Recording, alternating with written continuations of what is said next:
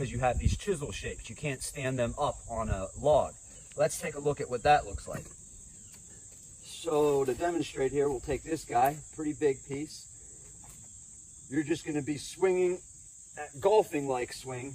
5 minutes later. Cinderella story, out of nowhere, a former greenskeeper now about to become the Masters champion. It looks like I'm a wreck. It's in the hole! It's in the hole! So I'm still working on unback splitting, but luckily I have the cheat code here. If you want to learn unback splitting, go watch Kevin's video or anybody else's video. Now, one thing I noticed while I was splitting is I could do a better job of spacing out my bucking cuts. You can see that one log in the middle is much larger than all the other ones.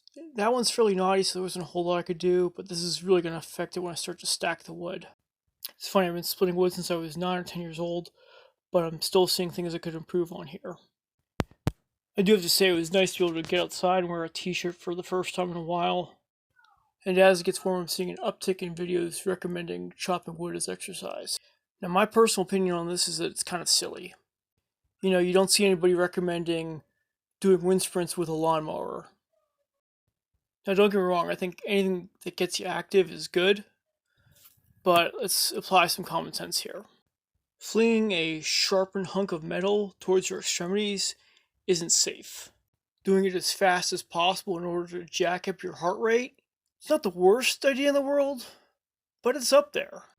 I decided to watch a few of these videos, and something I noticed they never talk about is how heart rate affects motor skills. For instance, at about 115 beats per minute, your fine motor skills start to degrade.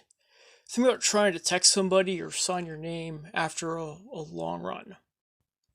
At about 145 beats per minute, your gross motor skills start to degrade. Now, there are ways to train around this. The more skilled you are in a task, the less that increased heart rate is going to degrade said skill. What this means for most people, though, is that you're trading accuracy and control of the axe for an exercise effect, which for my money just isn't worth the risk. Particularly when we look at the actual efficacy of chopping wood for burning calories.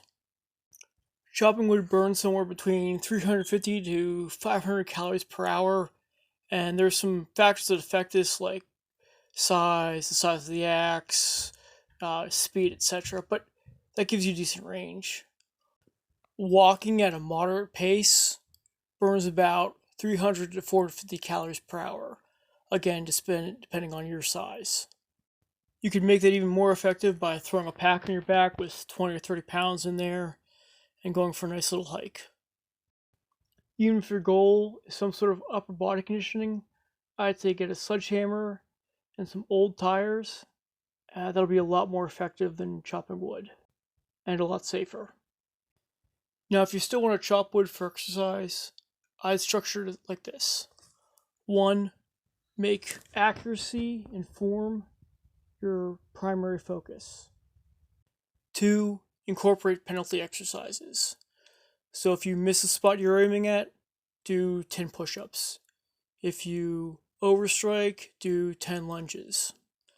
If you miss your mark 3 times in a row, then take a knee, drink water, and rest a little while. 3, use some sort of heart rate monitor or the talk test to make sure your heart rate isn't getting too high.